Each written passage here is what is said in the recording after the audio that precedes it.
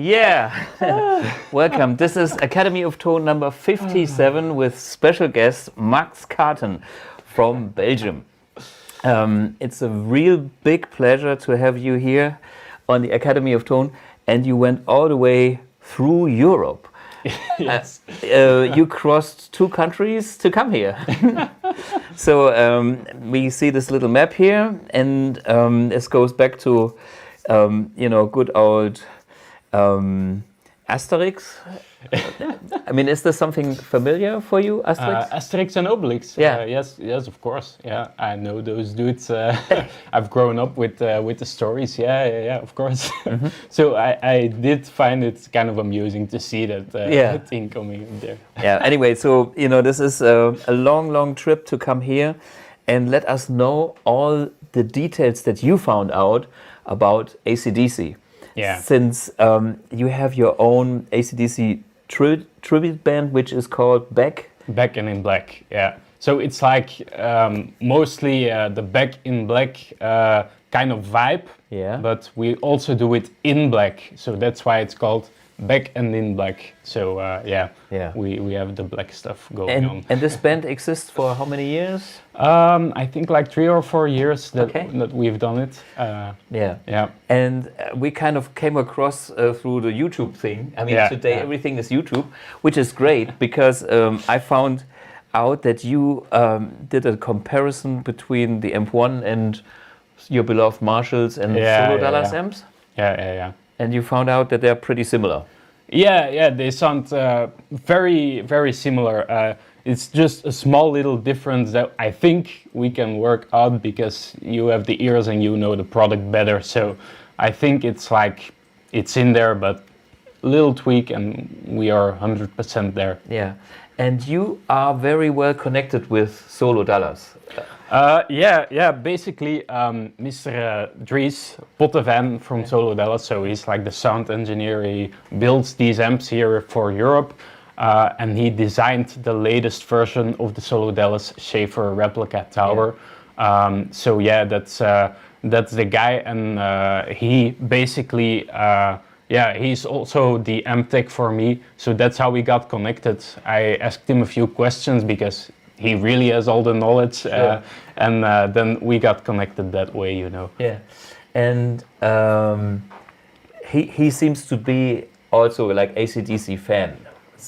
He's like hardcore AC/DC.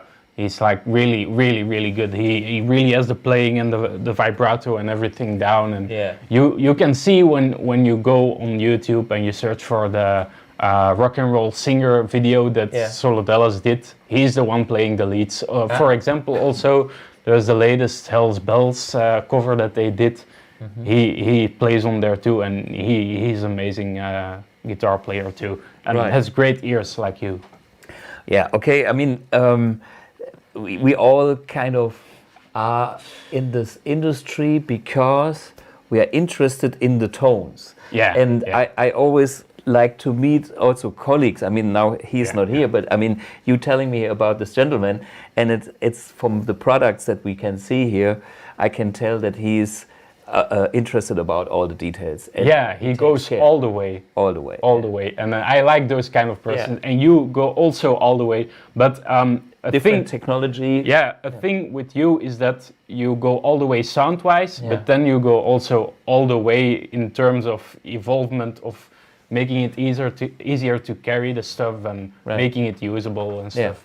So that's like, I really respect it. I do my approach and he's probably doing his approach, and it's all good because we can still learn from each other in a way. And maybe we have to start with the AC/DC tones, how the AC/DC started as a band. I mean, they are started to play in Australia back in the 70s. The band formed around 74. So basically, Malcolm and Angus.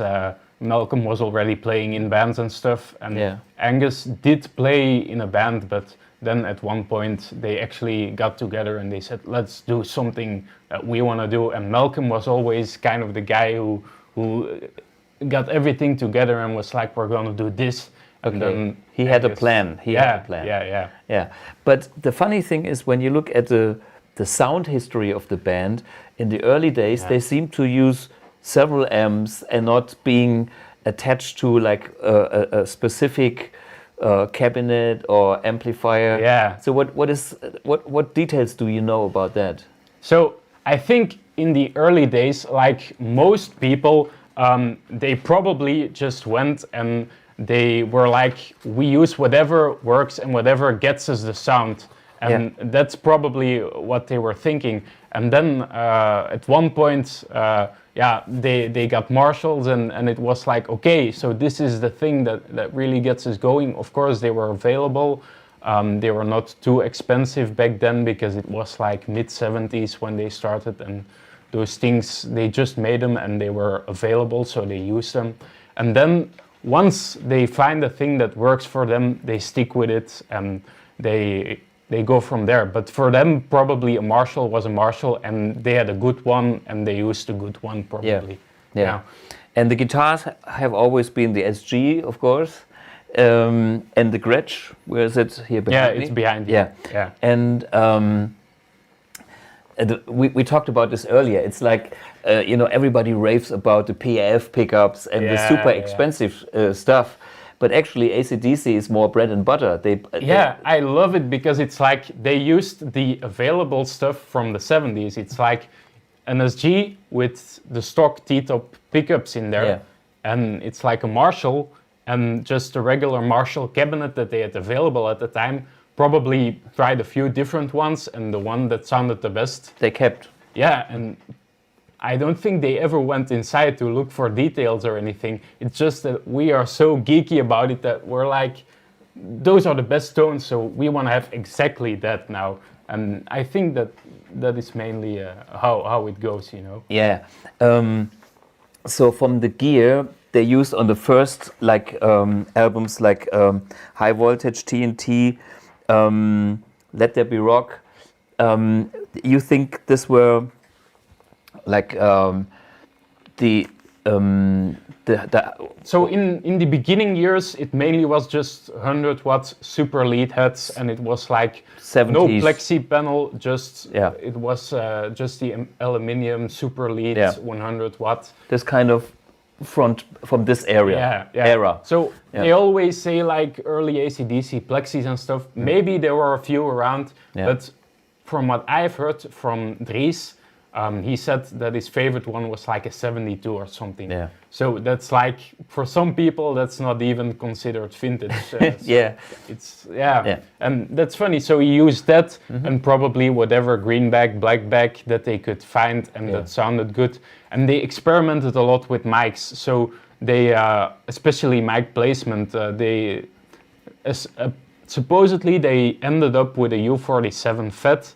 That's what I read on the Solo Dallas stuff, and Dries also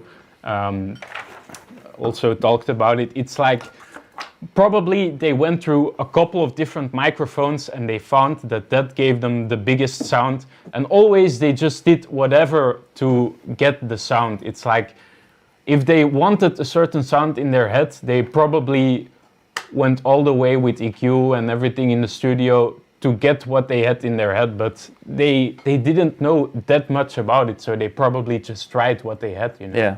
So I've been told this was the first combination they had, the Shure SM57 and the Sennheiser MD421. That was used on Highway to Hell. Okay, so it's here.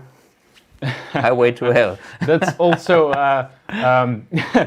also Bob Rock also used that, and a lot of guys use it. I think that like the latest Van Halen record, Different Kind of Truth, they also used it. It's like tried and tested classic stuff. I used it myself too for years, so this comes from my recording setup as well. They sound really nice in combination because the 57 has open, the punch, it's open. Yeah, and this brings you a little bit more warmth. Yes. So I've done this many times as well. And then we have also the condenser. This is my This one has a special number. It's a M69. This is made for a radio station here, but this has the big Neumann membrane, like condenser mic studio, and it's always killer for anything. Anything. This picks up anything. Yeah, but allegedly they also use the U47 for vocals a lot for Bonn in the early days, and probably they were just like trying everything to see what sounds the best, and then they kept the stuff that they knew that worked, and after a while they just probably are like, okay, I know this Marshall works, I will take this one. For example, this is like something very specific, but I think that like when you hear Malcolm and Angus talking about it, they're just like, oh, we use a 50 watt and a 100 watt. It's not like they were going, oh, it's a black flag with like a solid state rectified power section and all that shit. It's like they probably didn't care that much. Yeah, so they had simpler categories. The big one is the 100 watt and the smaller is the 50 watt. Yeah.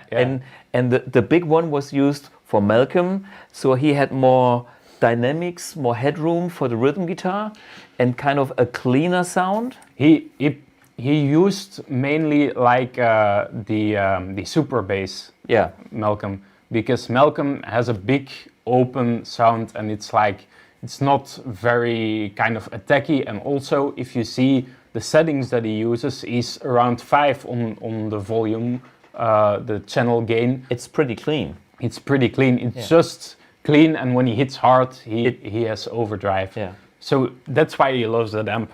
So probably he didn't quite as much like the super leads. So you see him a lot using the JTM 45-100s, and also just the super basses. I think it was also like a 71, 72 super bass that was in the beginning years like his main thing. Right. And then, I've been told that Angus was also using GTM 45s, but this was only later. Yeah. So I actually have a few pictures there is a lot of confusion about the JTM 45 thing, and I have a picture here. So last page, show it to the camera, because this thing is killer. You can see the inside of a GTM 45, or on the outside you can see GTM 45. And when you look on the back, there is no rectifier tube. Yeah, and these are reissues. This is, I think it's like the 89 reissue, because you can see that it has like the more rounded corners. So it's probably an 89 reissue. And they just redid it to be like the JTM 50. But Angus, he never used a JTM 45 in the early years. It's only, I think, from maybe Razor's Edge or certainly Ballbreaker that he did end up using that. And it's because he wanted a more bluesy tone. Yeah. He wanted a more transparent, cleaner, and like dynamic tone. It's a really nice tone recorded, and yeah, that's why he later went on to use it, but in the early years, he never used it, as far as I know. Maybe he had one and he was like, I don't like it, and then he enjoyed it later when he was a cleaner type of player. Yeah, well, and of course there is this magic story about the boost, or which came from the wireless system. Yeah. But I would like to start with simple amps and no boost and nothing. Yeah, like it was in the beginning, yeah. So what I have here now is, I have my switching system, which is the new KHE switching system we got for the last 3 episodes, which is not feedbacking so much. So not so much feedback. Yeah. So I really like that. And now I switch on all the amps that I have here. Yeah. And when we start, we can start maybe on. Can you, without you knowing, you don't have to say anything. Don't look here. Ah, shit. Which amp is this?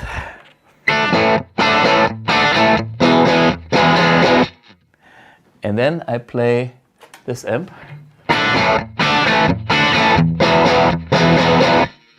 I think that the second one is probably the 50 watt there. That's unplug this. It's this one. Yeah. And what was the first one? Then the first one would be either the AMP1 or the 50 watt. Okay, it was the AMP1. Yeah. But anyway, this was the solo dollar. This is the AMP1. So anyway, pretty close. Yeah, yeah. And now we go to amp number 2, which is the big boy. That's my Black Flag 100 watt. You got more balls. Yeah. Yeah, that's. I mean, that's the warmest and biggest sounding Marshall in my collection. Yeah. And I'm using this on the totally unmodified channel. Yeah. This is a PA which has like 4 input channels, and I modded in a way that I have 2 input channels totally original, and then I have the other 2 cascaded gain for like 800 style or the cascaded gain thing. So I have kind of the both designs in one amp. Yeah. But this is just cranked. Now we're on the Thomas amp, the black. Yeah. So I really like this amp. Me too. It's really big, and I think that if you have that for like rhythm sounds, and then like the shaver on top, get a little bit extra sauce, it's really great. Let's compare this one to the AMP1. Yeah.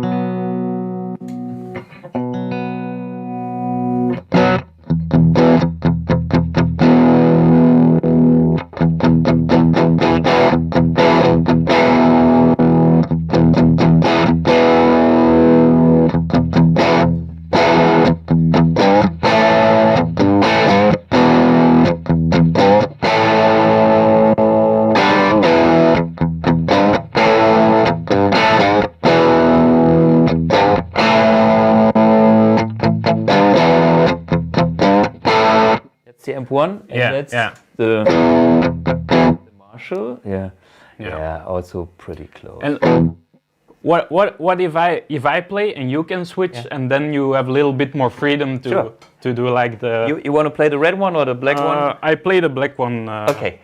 Just yeah. Sure. Don't smash that guitar. Yeah. Okay. Okay, great. So. I will play some classic riffs from the beginning.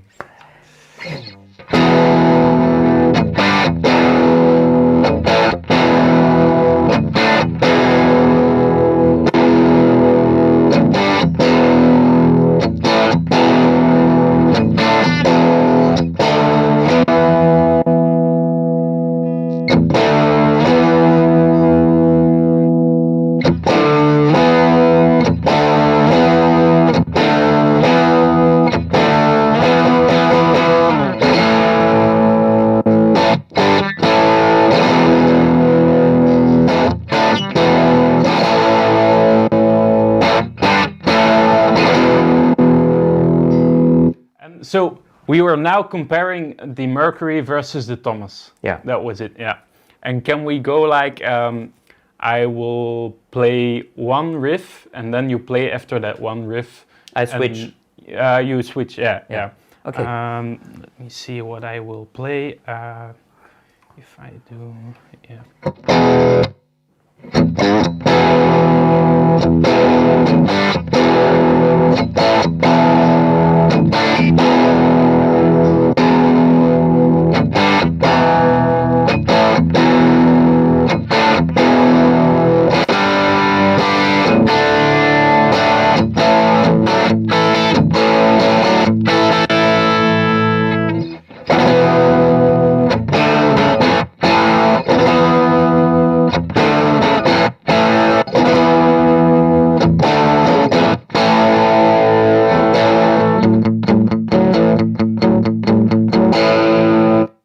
Yeah, they both sound great. So what was the last one that we were on? This is this one.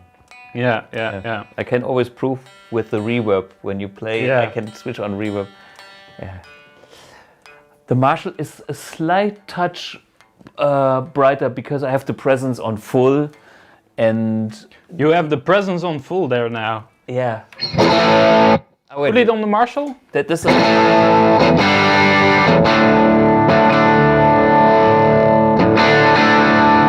Put it on full again. Yeah, is it on full? Now it's on full.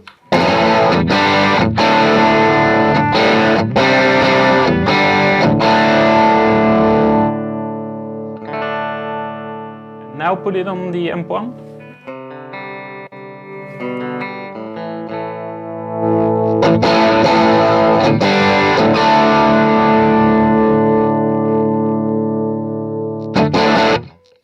Yeah. Sounds very similar. Yeah. If I dial back the presence on the Marshall by just one, then we are. I show you. Then we are the same. This is like, I'm pretty sure this is. Or I have to put in a little bit more treble here. But anyway, so we get this, and just for fun, we have the 50 watt here, which is now number 3 on the switching system. 1, 2, 3. And it will be not as powerful because it's only 50 watts. Yeah. Let's see what this sounds like. So this is the 50 watt. This is the 50.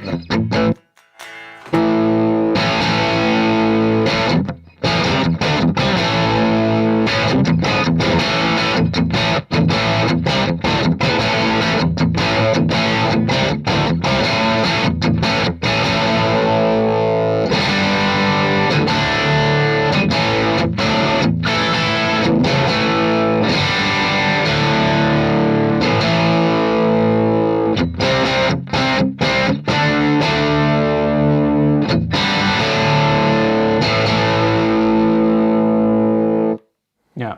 But it's got the character, right? Yeah, what the nice thing is this is a little bit brighter and it's more aggressive. Yeah. I like it too. I think actually that if you combine these two, you have the best sound. Yeah. For me, this used to be my main amp in the past for gigging because it wasn't that loud. Yeah. And I played with that amp, but I tell you, it's still very loud. Yeah. I mean, we have now it's cranked. This is the real deal volume we are doing here. Yeah. Nice. Yeah, I really like it. So you want to compare it with the AMP1? The AMP1 now is way too loud. I can show you. Let's do it. You play, and I switch between the 50 watt Marshall and the AMP1. Okay. Yeah.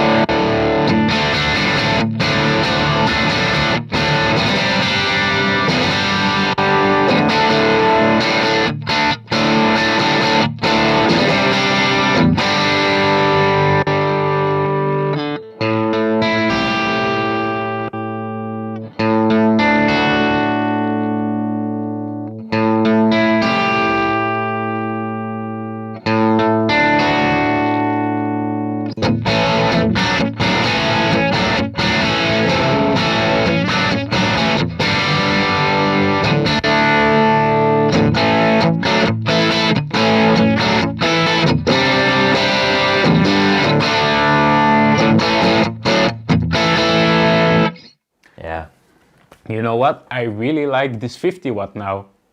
It's weird. I really like the aggressiveness of it now. I know, the character is great, yeah.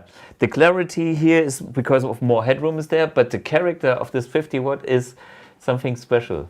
Yeah, we started out with the Thomas and then I was like, oh, I really like this one, but now I like this one. So it's always a little bit different, you know. On some days you grab the small one and then you grab the 100 one. I have, just for fun, let me try my vintage channel. Yes. And let me try to match the 51 with the vintage channel. Yeah. So, okay, just for fun, we are on the AMP1, and I have no idea how we get there. Can you play?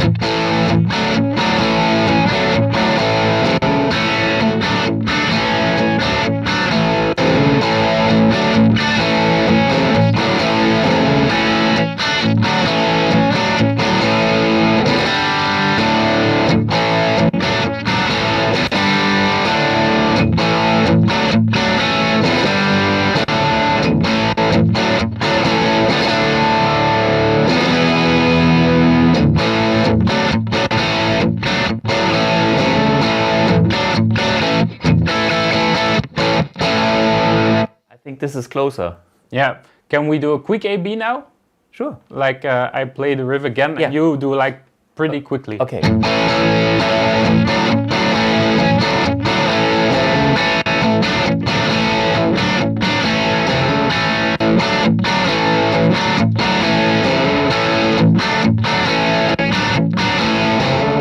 Are we now on that one? The last one? Yeah, this is the 50 watt. Yeah. It is very close, but it still has a little bit of snarl. It's now. I know. So, can you play? I still I'm.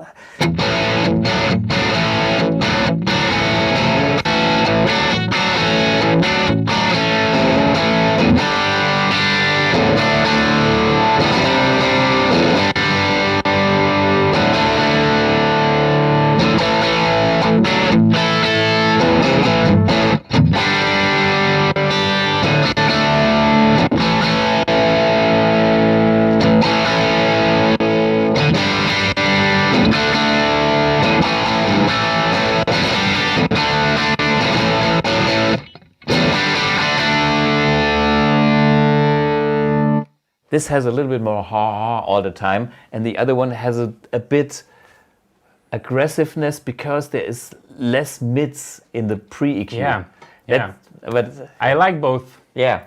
This is like more growling thing, and this is like a more snarly thing. Yeah. So for the early AC/DC stuff, the 50 watt is this one because it's also the front panel is like a metal panel. It is, it's a really 70, I think. Sounding. This amp is a 1970 50 watt, 1987 model is what it's called. Yeah, the superlead 50 watt. Really nice. Yeah. Great amp. Yeah, so and we had your solo dollars. We did this at the beginning, but we can still compare this now if you want to. So basically, if we try to kind of get with these amps like the early tones, I would say the 51, and then you would need kind of like the cabinets with like the U47 mic on there, and then you get very close. And as we can see, the AMP1 can get pretty close to there. So now we can go to the Highway to Hell kind of tone, and that's indeed the JTM 50, which this is a replica of, but it's also a super lead. So let's just see. I switch to this one. This will be louder now. Yeah.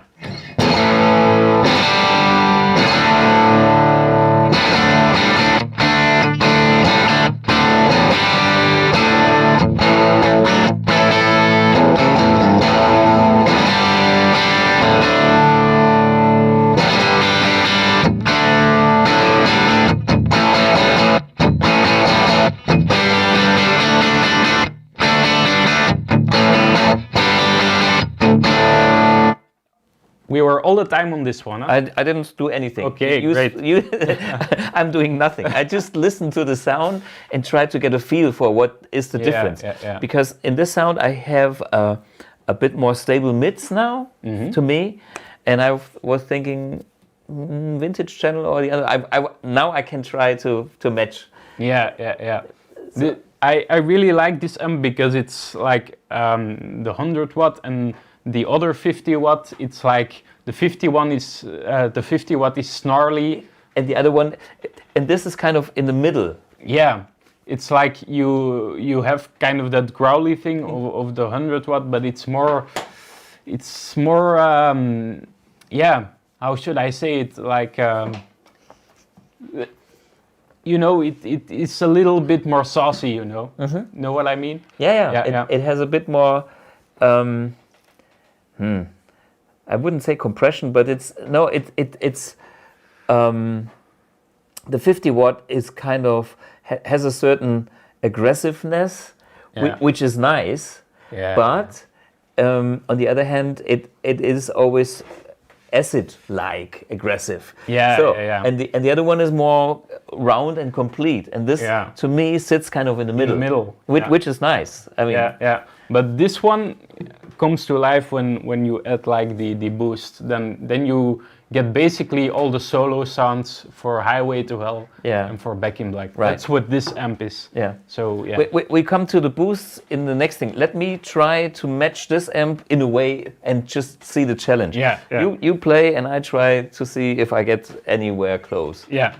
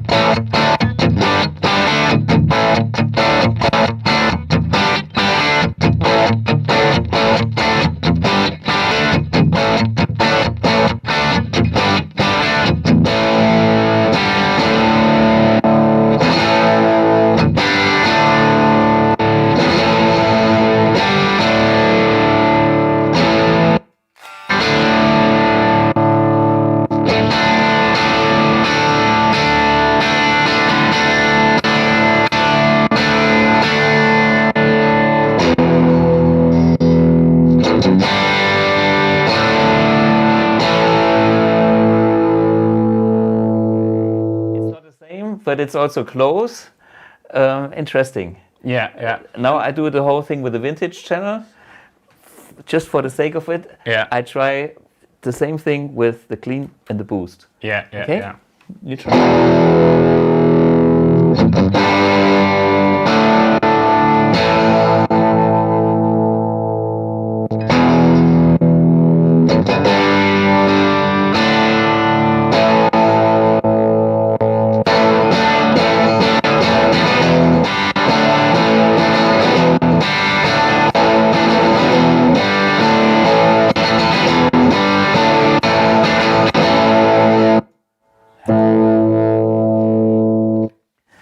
I kind of get more creaminess out of the vintage channel.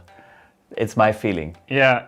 But anyway. I liked it also on the vintage channel to compare it with this amp. It felt like it was the closest to me. Yeah. The only difference that I noticed at home was that with the boost and the bright cap, I found that there was a little bit difference. Yeah, not a bad difference, but there was a difference. So what I'm always trying to find here to match the tones is two things. One is the gain control, especially when I'm on the vintage channel, like I was before. And as you can see, I was dialing back the gain, like to 6 or 7, because when I reduce the gain, I increase the amount of treble. Because this has like a treble bleed or a bright switch connected, like the bright channel on the Marshalls as well. Yeah. So see the Marshall here, it's on 7, and this was like 6 or 7 because I tried to find that same frequency gain curve. And then the other thing I'm trying to find to match is like the post EQ, which is bass, mid, and treble, and this is kind of this is very sensitive on the amp, and I can get in this direction and another direction, and that's basically what I'm doing. That's matching amps. But I felt like on the vintage channel, and then with the gain around 6 or so, this was the closest. About the sweet spot for me. Yeah, correct. Yeah, and in case you find that there's still too much gain and you want a darker tone, use the low gain mode. This is the extra feature that I brought into the AMP1 because, I mean, this control does a lot, but if you can't find it there, you have the next level, which is the low gain mode that you can even adjust. So for the low gain mode, that's basically you switch it off, boost, and then you switch it on. This is how to activate the low gain mode. So you push the boost in while powering it on. That's exactly. How, And the thing about the low gain mode is I have like a preset value of low gain. How I said this is my way of low gain, how I hear it compared to my old Marshalls. But you can tweak that. That value is not fixed. It's fixed it's stored in the amp, but you can still modify that value as well. If you have a remote one, you can do it, or if you have a MIDI device that can send CC messages, so you can lower it how much as you want. And there's the guy, Eric de Jong, who is called Mr. Zero Gain. Zero Gain, yeah. I've seen his videos, and we talked actually, because that was funny, because we had a conversation, and at one point I was like, you know, I speak Dutch, you know, because he's Belgium, Dutch guitar dude, and I'm from Belgium, so that was funny. Yeah, sure. And he discovered that mode, and he went to the next level, where he thought, oh, you know what, I go all the way down because I like that, you know, which is totally the opposite of where I come from. I get that, because if I had a remote one, I would also sometimes want to have the gain more, and like dial it back with the remote one to have to actually have a power over how much the bright cap is doing in the circuit. Because it's really nice if you want like a brighter kind of rhythm tone, and it's nice to have that kind of feeling that it gives. But sometimes when you want to have low gain, but then you want to juice it with a bad boy like this guy, then you want a little bit less of that bright cap sometimes. So it's nice that you have the option in the amp. Yeah, sure. Question. Before we go into this, shall we listen to the Red Marshall just for a change? Yes. But we have to switch the solo dollars off, and I have to plug this in here. Oops. And change the speaker cabinet. I hope I find... I will just take a look, because there are like multiple... Is this the right? That's the right one. Okay. Switch on the power. And then I switch on to amp number 4, and so this one is basically like it's a modified. Started out as a JTM, but it has more gain because it's cascaded. Cascaded gain. It's a really friendly amp for playing live, you know. That's the main thing I do with it. So let's start with everything on 6, and I have the gain. I will put the gain on about 7. Is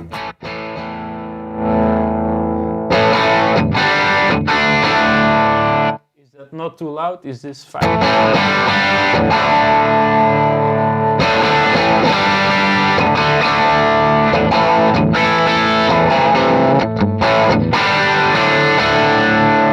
And then the nice thing is, if you want to go all the way, you push this bad boy out, and then you get all...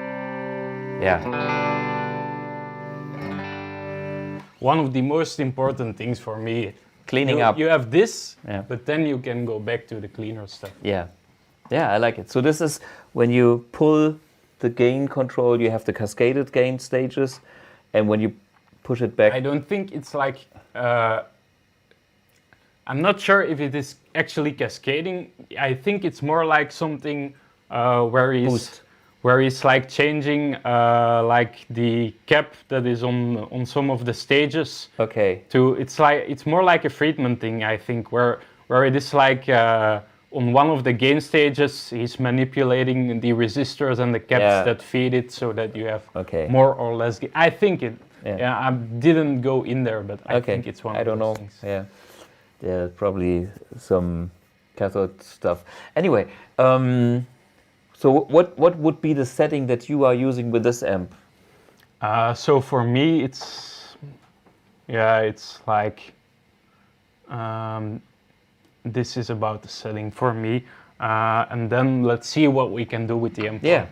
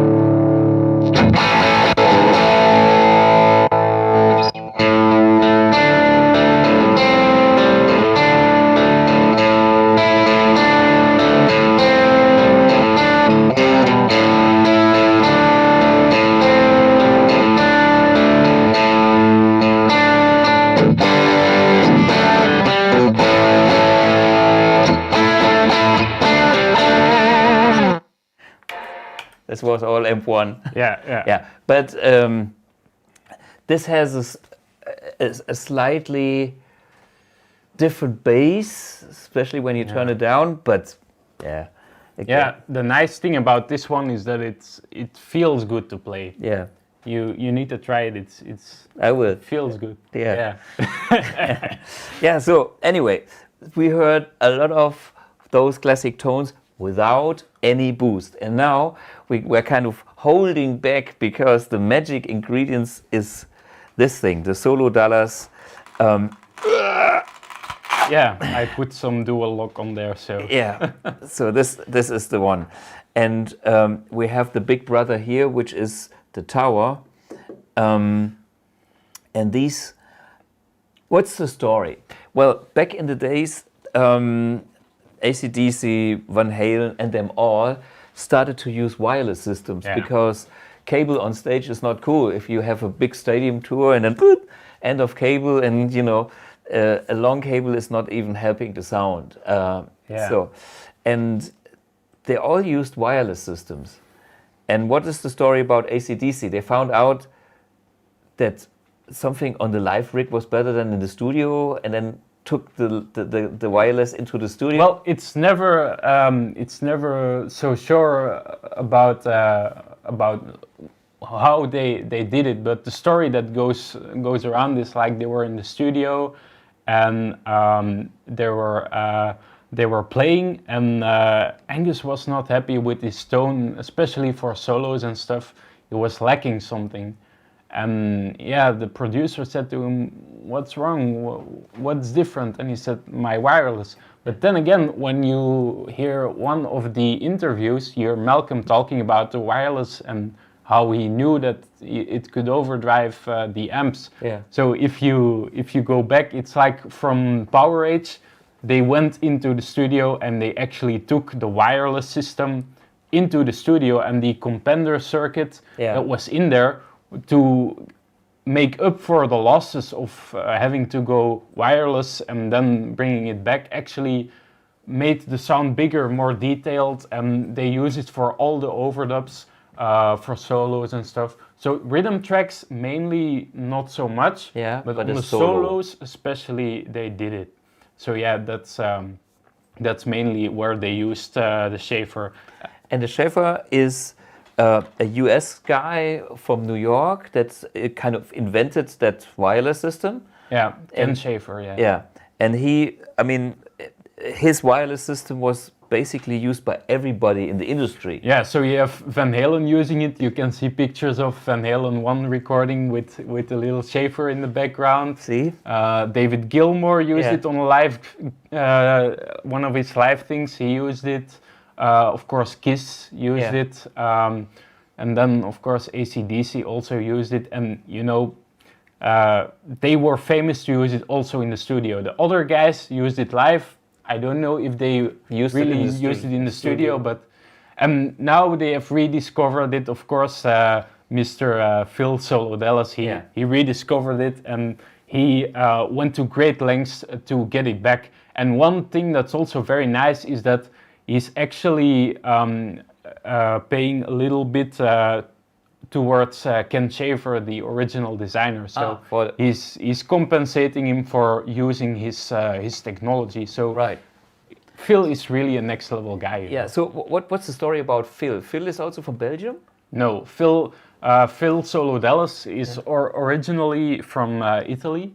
As I know it, and he lives in San Diego, I think, in America now. Ah, okay. So he's all over the place because of his work, I think. Yeah. And somewhere along the line, Mr. Dries Pottevan, who does all of my amps and did the Storm and everything, he got a hold of one of the replicas that Phil did with Solodellis, and he compared it to an original unit. Wireless. And he said that there was some transparency lacking, some breadth in there that he didn't find.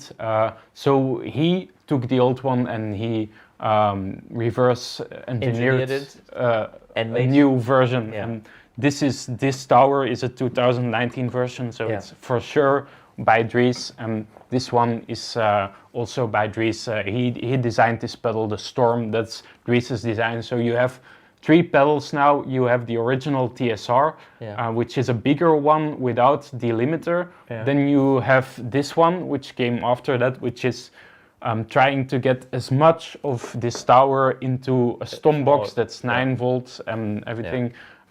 Easy to handle for a normal price. And then you have also now the 1 knob version, and that's that's like you basically have this on full. And then that is the 1 knob you have, and no limiter. And there is some sort of clipping in there that's also in the Schaefer unit, because you basically had like on your pack, you could adjust the input, and then here you could do the output. And that's it. Yeah, and you had some different things on the pack also. So yeah. And the compression came from the compounder in the wireless system. Yeah. So it came from the unit that received the signal. But you could choose how much signal you would send via your pack. Yeah. And that, of course, changes the dynamics of the tone. I mean, again, that's a very important, funny thing, because what you expect from a wireless system. Usually you would say, make me sound the same as my cable. But what I love about guitar and all the stuff that is made from guitar is that it was never used for what it was supposed to be. And this is why we all have to be open. I mean, when people go, well, this is only working like this, it's a bullshit. Remember that the Fender Bassman was bass amp and it became a bass amp. And it's a bass amp. Is a bass amp and became the famous rock guitar amp of all times. And then the Marshall. And Marshall is based on the Bassman, so it all starts from mistakes. Also, like electric guitars, if you look at it, the first thing was just to make an acoustic guitar, but transfer that sound just out of a speaker. And by failing to do so, they invented rock and roll. I mean, in the 60s, they were so proud to have a clean tone at higher volume. But what happened is that the guys like Pete Townsend cranked it even more and discovered overdrive, and Jimi Hendrix took it to the next level, and so on. And that's the creativity in rock music. And this is why we all should experiment and not stick to a rule. Of course, there are rules, but also rules are about to break them. So we have to live. The best things are when the rules get broken, like Van Halen, Jimi Hendrix, all that level. stuff. This is where the next level comes in. Always, when you look at a guitar, which it's what is it for designed and who used it, it's always different most of the time. Look at a jazz master. It's like it's made for jazz guys. And who plays it? No jazz guys. Indie guys, and that's the same thing here. The wireless did create that iconic AC/DC tone. Okay, now let's see what this can do. Maybe we start with something that So you are plugged into the Storm because this is yours. And we put it into which amp? You want to back to the Solo Dollars? Okay, we switch back. It's easy. Bing, bing, and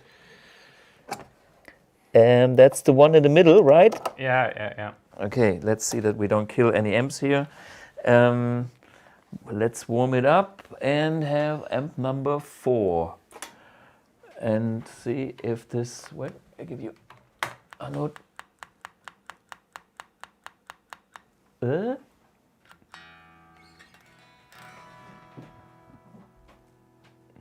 It's coming. Tube amp. It's a slow one.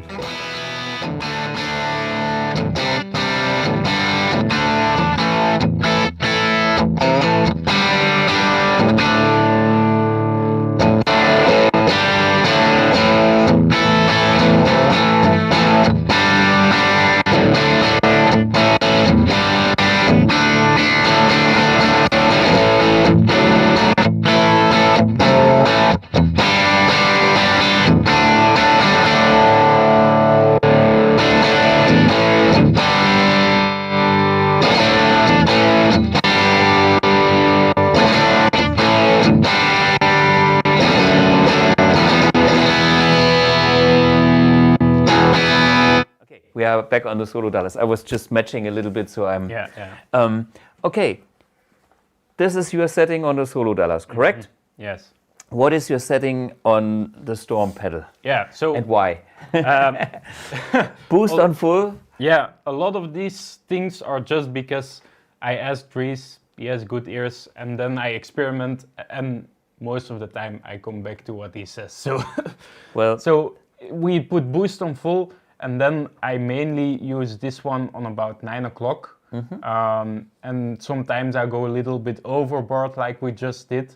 But I start about there, and then I see... how much limiter you want. Yes, so I start at about the same level as without it, and then I give it just a little bit extra.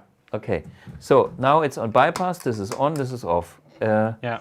Okay, this is off. Can you play?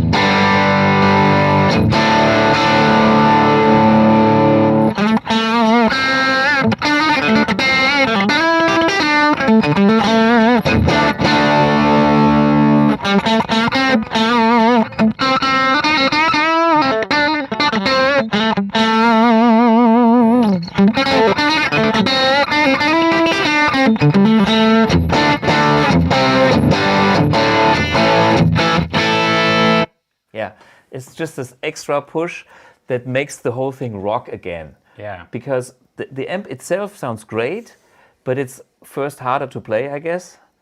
And second, it's like, it's not mean enough. Yeah, but the nice thing with that is that like you have a tone, you like your tone, and then when you want one better, bam, you take this guy, plug it in between, and it's better. And the reason because it's for me better and also for Angus is because what we retain is the detail of the tone. Yeah. We can still roll down. Yeah.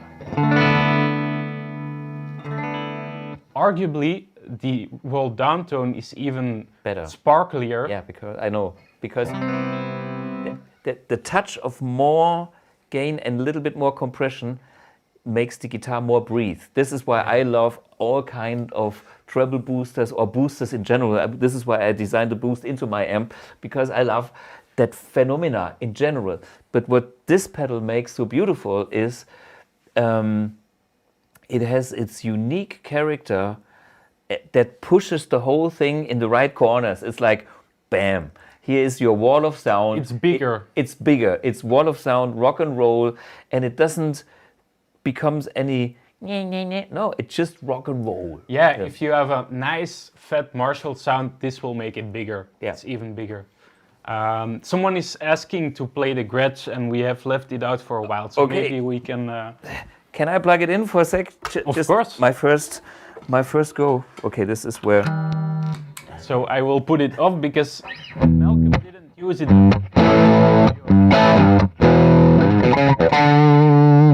Is this the setting? I mean, there's nothing you can do. It's like everything on full. Everything on full, and sometimes this one a little bit less, and that's it. That's volume. Yeah. Okay. Yeah.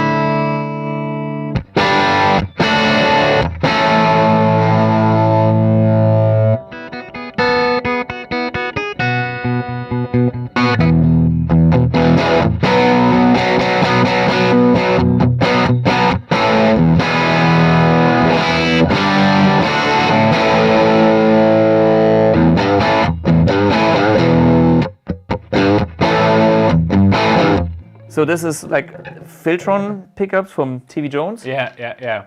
So yeah, this is like a TV Jones. It's a stock pickup. This guitar is all stock. Malcolm Young signature model. Gretsch. Yeah. If you want, what we can do is like I give you the SG, we play around with the boost, and I give you a little bit of background for the solos. Whatever. Whatever. Yeah. Okay, but then you plug into your rig again. Yeah, and this is here. Okay. Just Yeah. take this one. Okay, so we make some music again. Let me show the guys how I sound with the boost on and off. Yeah. And what it does to how I feel it. So so this is the amp.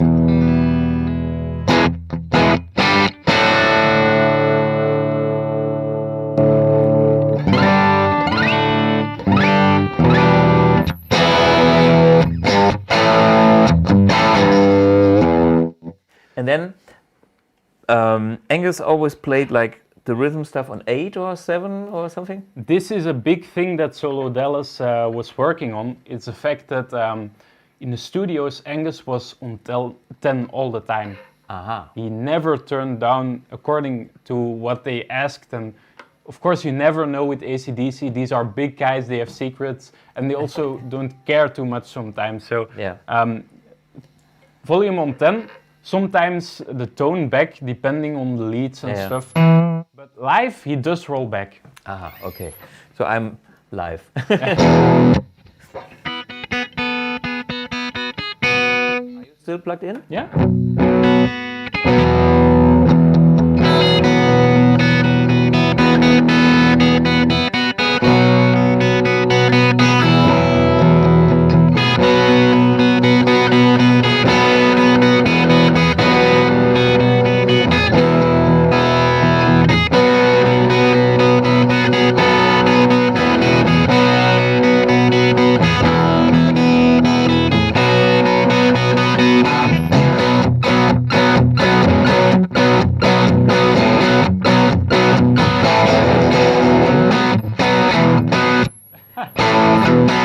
That's the end.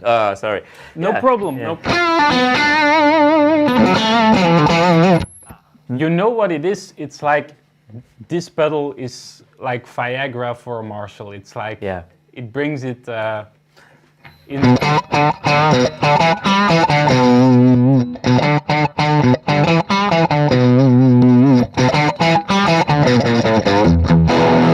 I saw, by the way, that somebody asked if you can get the same thing from like a TC Electronic Spark Booster. No.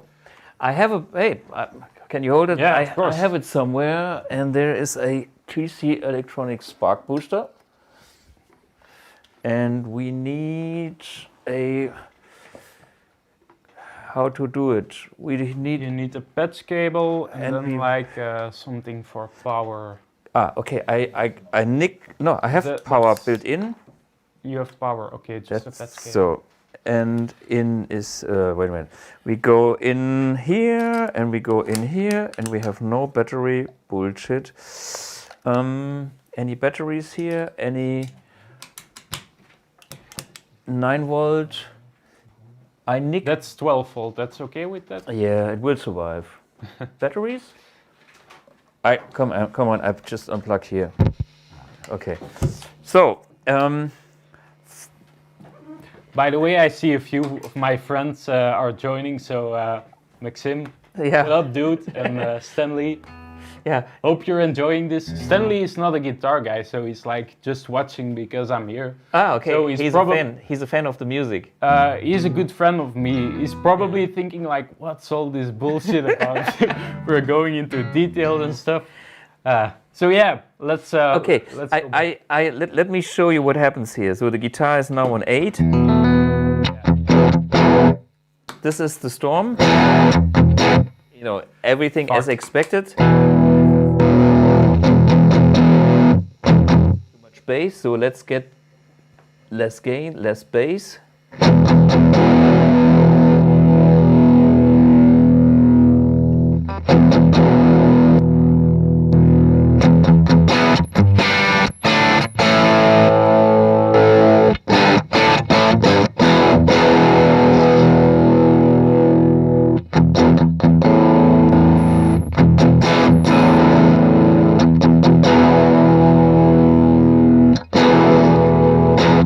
See, I mean, it is a boost, but where's the rumble? Where's this kind of sponginess? Where is it's great, but it's a different tool, you know. Yeah, exactly. It's like a clean boost, and you have EQ. Yeah. So what this thing is really great for is the spark is like when you have a tone and you want to make it more like metal or just more tighter, then you can shape it, and or if you want more of a different thing, you can do that, but it's not safer.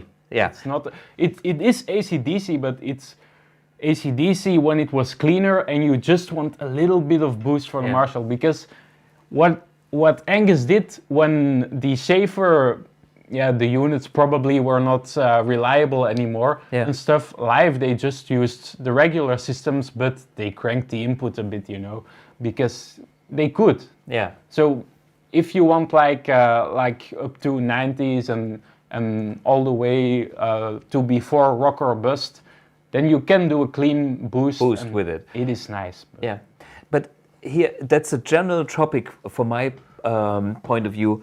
If you have, I mean, I own maybe 50 different boosters, and every boost is adding just a tiny touch of different frequencies of compression, whatever, and I love them all for different reasons. And to me, this is the AC/DC. I mean, you instant AC/DC. It has a very defining flavor, and if you want that flavor, that's the choice. You get the solo Dallas pedal, or you get nothing. But it's like there are a few clones, but they sound nothing like this. They are more like treble booster stuff. I've heard a lot of the things. I've compared them. There's magic in this technology. It's like if you want this, get this. There are other nice things, but they are different. They're different. So, but you know, it is always what is our reference. If we want that AC/DC tone, that is probably the best choice. If we want something different, then we have a different pedal, a different approach. And you know, I'm not saying AC/DC is the only thing that exists on this planet. But if you want to do AC/DC, this is what the part of their sound recipe is. And this is what we try to show you guys. So it's not a mystery. And you should also hear why it's not the same. Let me show you again. The guitar clean, and when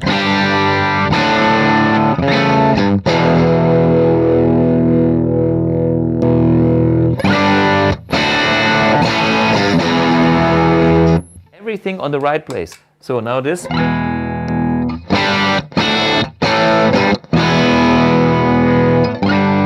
And it doesn't feel the same. It's with the Spark you get more of the same boost. It's like more of the amp, but just more.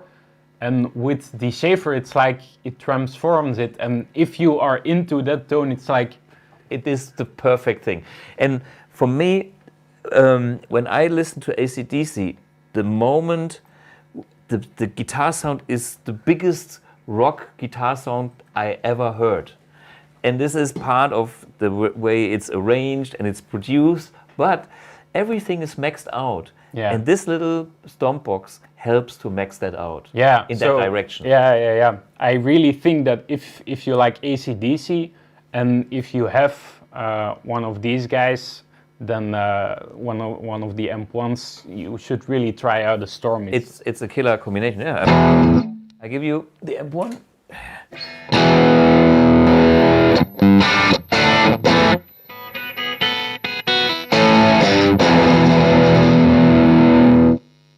We have this little feedback going on.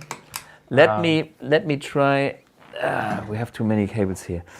I get rid of the Spark and keep the signal cleaner. Wait a minute. Let me get back to where we were. We also don't have too much time, so maybe we can, after this, do a quick comparison of the two. Yes. Then we get the IRs. Absolutely.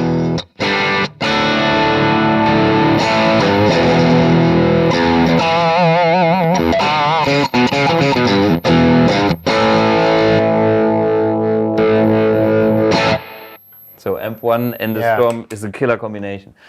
Good. Yeah, let's do the A-B comparison, which means this goes into here and this goes into... You want to play? Yes, you play. I give you this guitar And wait a minute. No, you give me this. I give you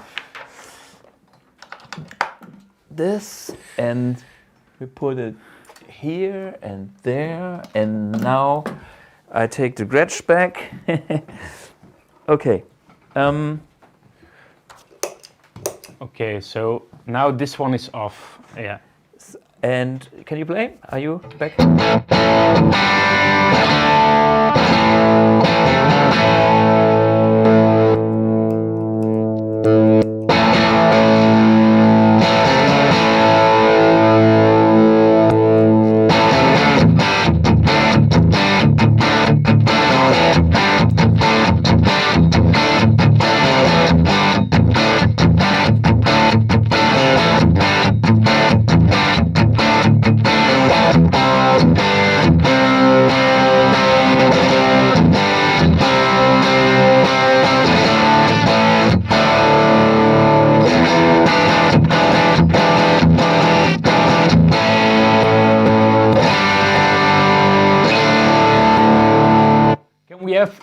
A little bit more output from the Storm, because I think that that's the only difference now.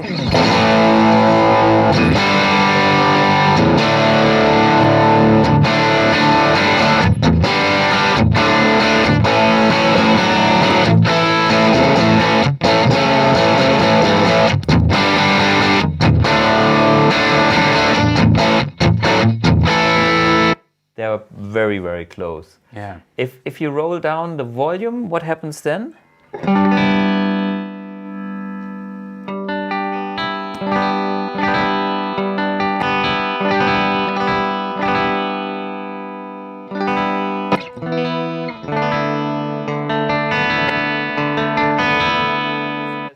A tiny bit more, a bit more openness and sparkle. Yeah, yeah, but this, you know.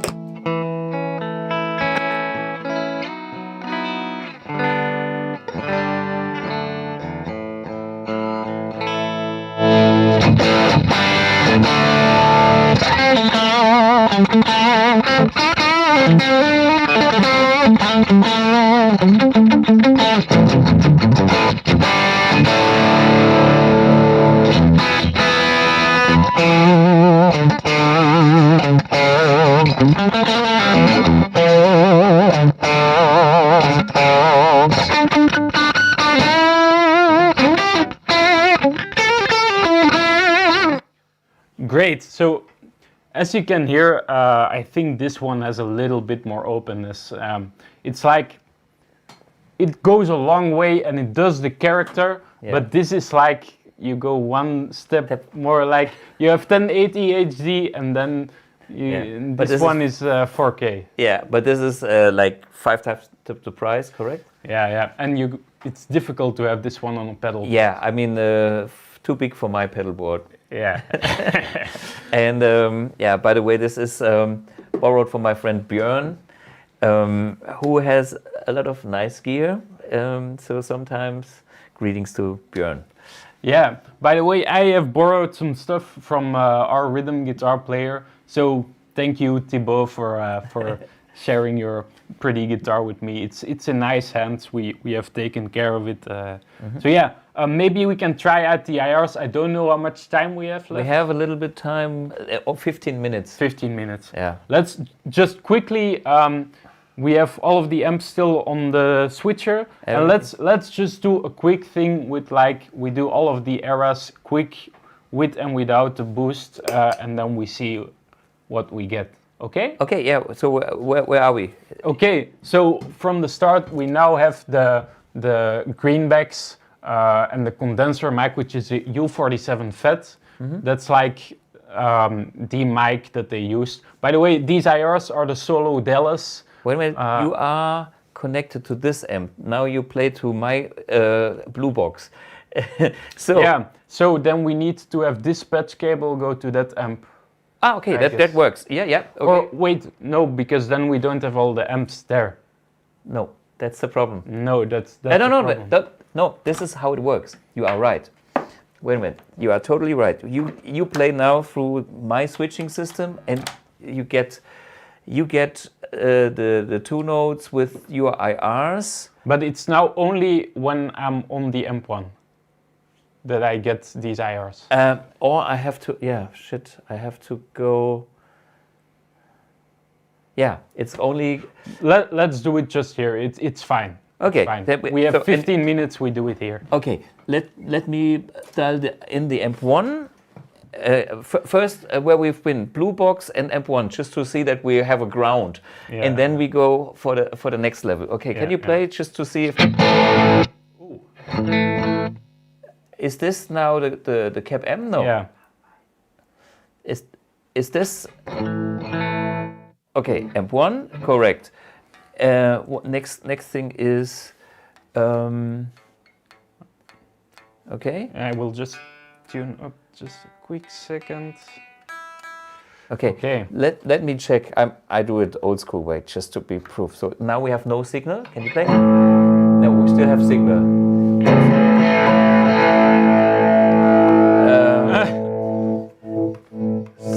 Yeah, okay, because we are plugged into this one here. Let me see, can you play? It's magic.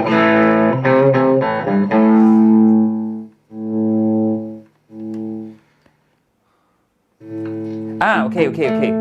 Now we have sound, okay. Okay, so this is Blue Box. Wait a minute.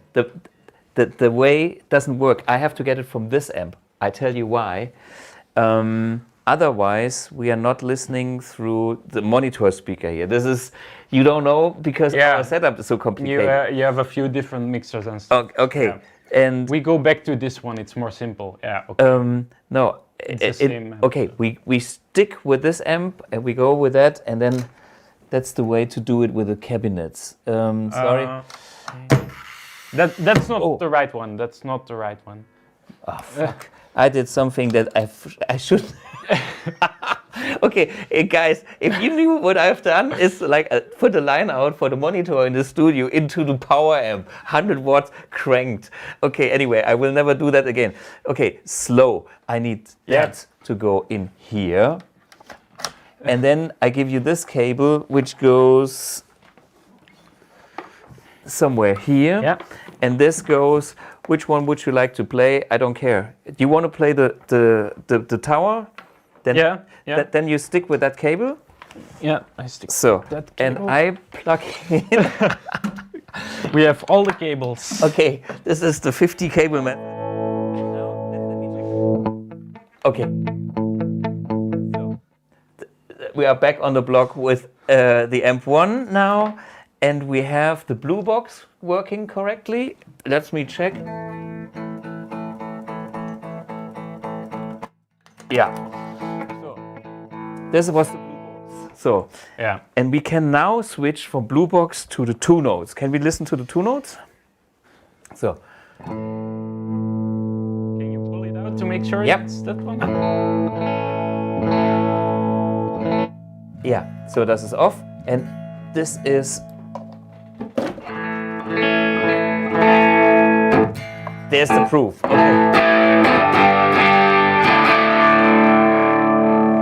Yeah.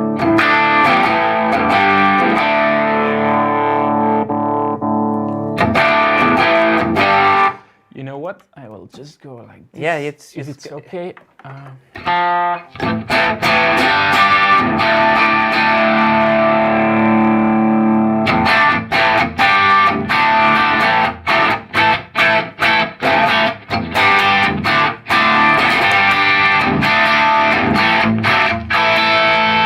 So this is like the early record, so you can hear it's more attacky, it's more defined, it's like nasty. It's one mic, U47 on greenback. Greenback, the 25 watt greenback. 75 hertz, 25.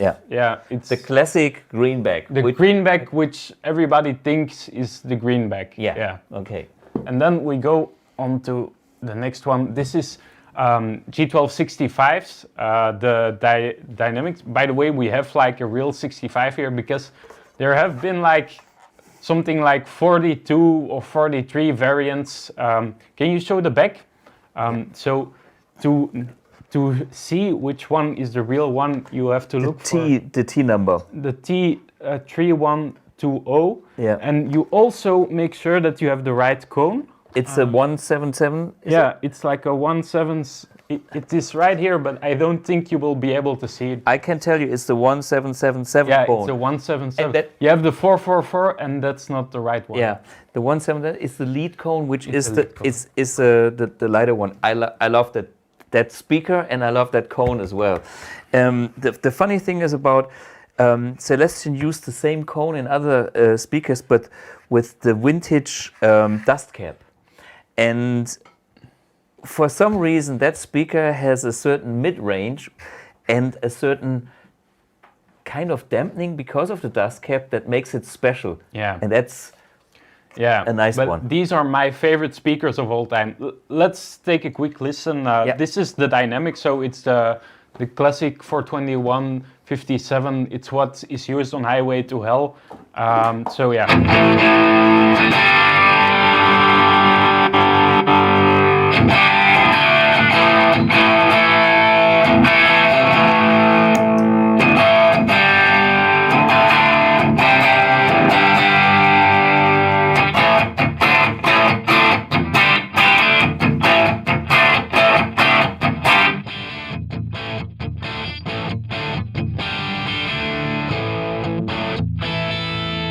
So you can hear it's almost the same as with the boost. It's like one bigger than greenbacks to me. Yeah. For me, it's like one bigger. But I know some guys like greenbacks more. But okay, so this is the dynamic, and let's go to the condenser. Yeah. This is the U87 and U67. This is the Back in Black tone, so it's more creamy, kind of.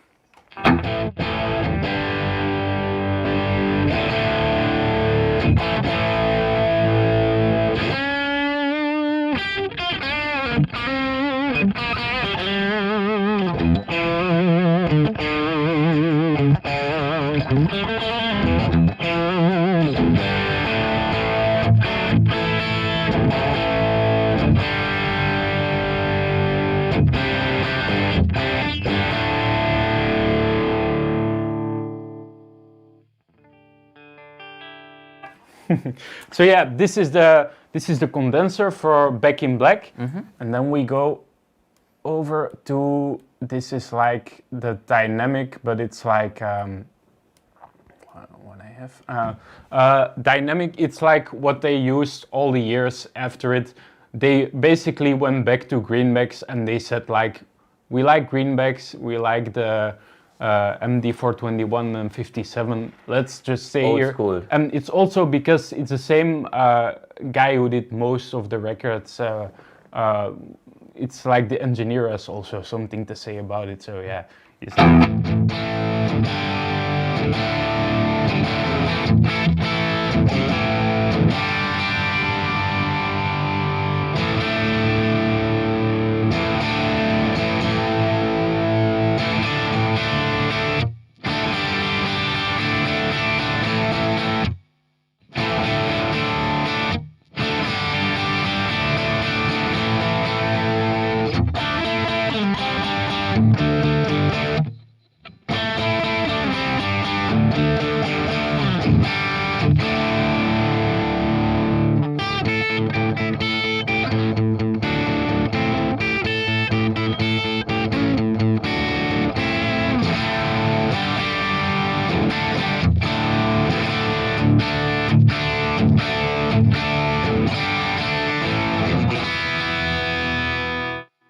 So yeah, that's big. So there we had all the IRs. So what I think is that the blue box is really, really nice, especially the 1970s stack.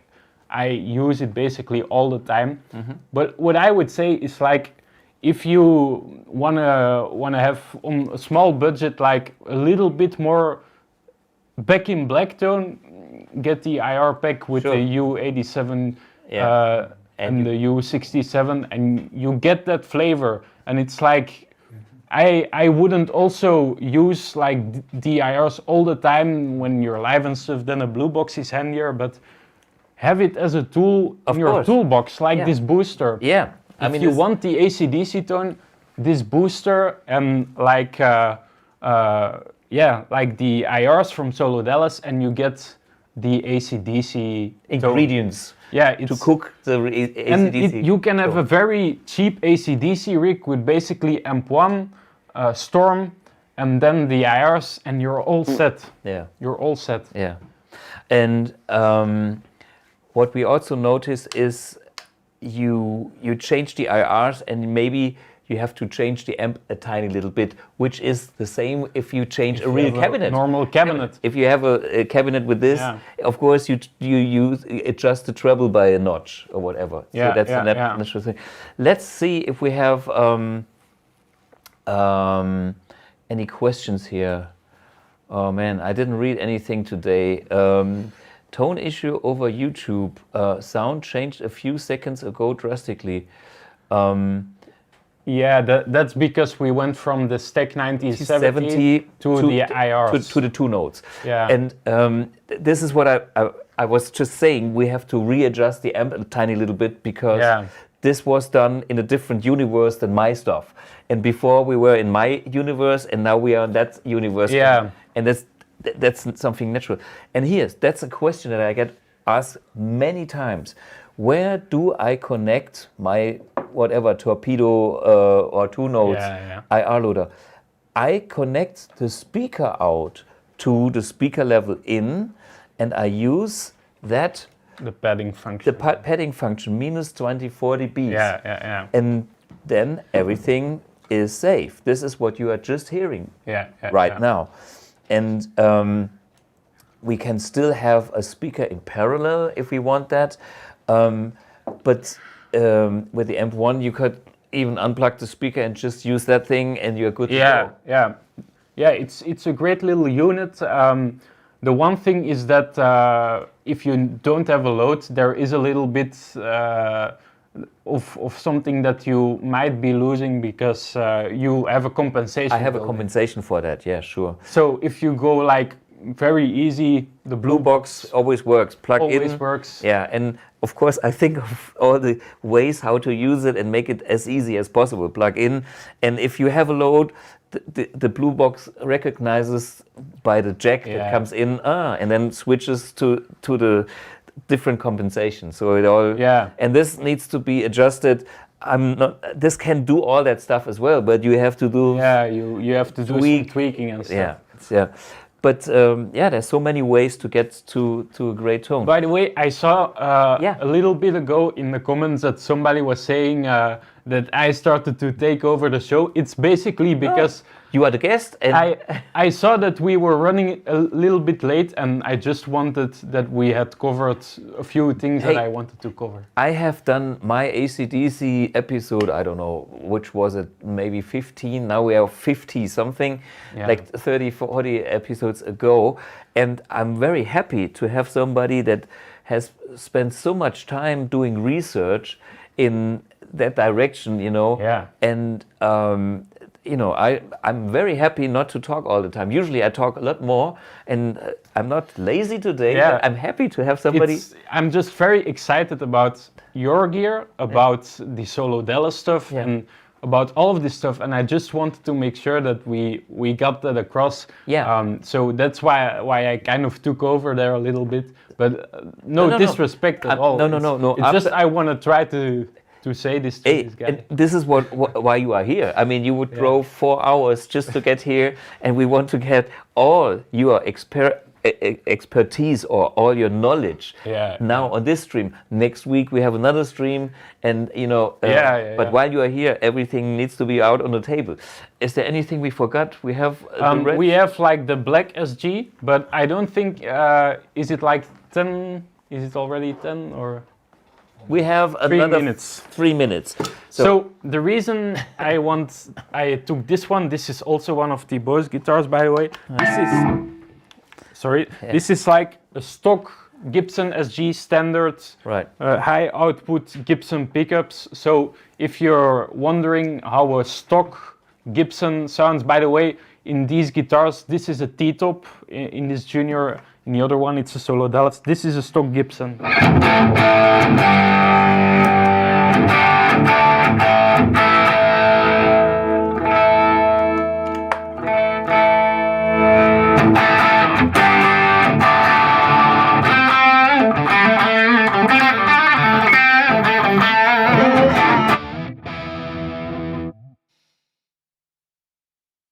it works too. Yeah. It's like the one thing that is there is that like when I want to get that sparkling clean when dialing back, this one has so much output that it is less sparkling. But it's just to say that if you have a box standard Gibson SG, it also works. You have this guy, and then you can go all the way if you want Storm, IRs. The blue box is also very good, 1970. Yeah. It's just we want to show you that you can go different ways, you know. Yeah, and this works too.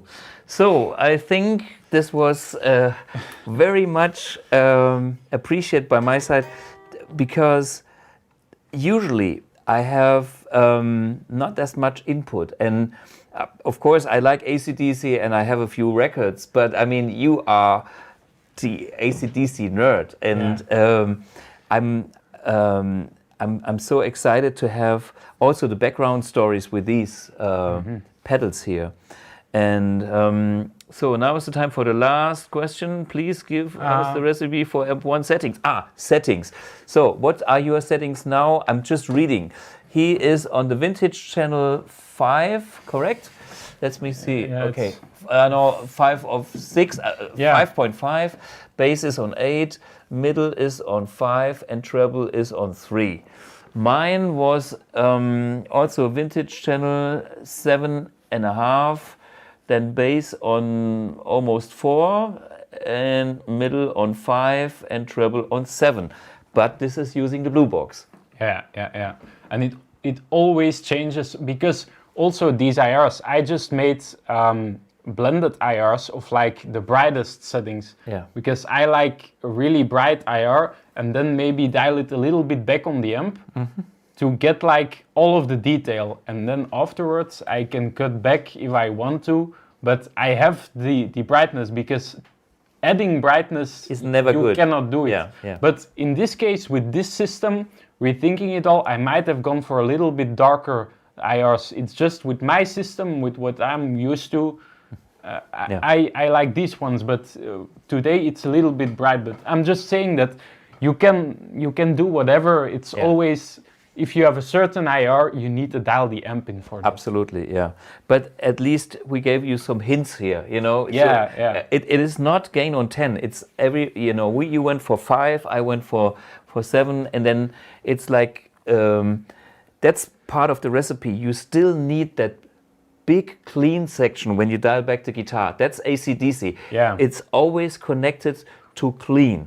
Everybody thinks it's gain and rock and power, but sorry guys, it's about the power coming from the clean range. If you lose the clean moment in your tone, you're not AC/DC.